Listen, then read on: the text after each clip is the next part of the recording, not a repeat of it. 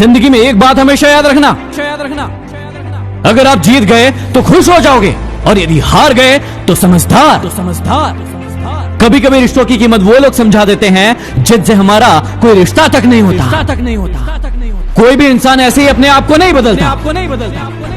जिंदगी में कुछ ऐसे हादसे हो जाते हैं जो इंसान को बदलने पर मजबूर कर देते हैं।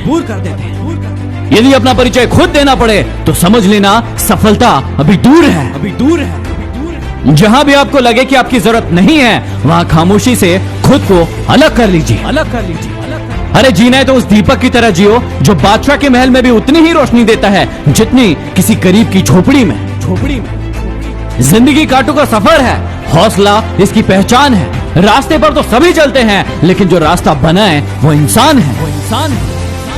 याद रखना, परीक्षा हमेशा अकेले में होती है, लेकिन उसका परिणाम सबके सामने आता है। इसलिए कोई भी काम करने से पहले परिणाम का विचार जरूर करना। जिंदगी में सब चाहते हैं कि कोई उसकी परवाह करने वाला, उसे चाहने वाला मिले, लेकिन याद रखना दूसरे भी तो यही उम्मीद आपसे करते हैं। जो लोग सिर्फ आपको काम के वक्त याद करते हैं, उन लोगों के काम जरूर आओ, क्योंकि वह अंधेरे में रोशनी ढूंढते हैं, और वह रोशनी आप हो।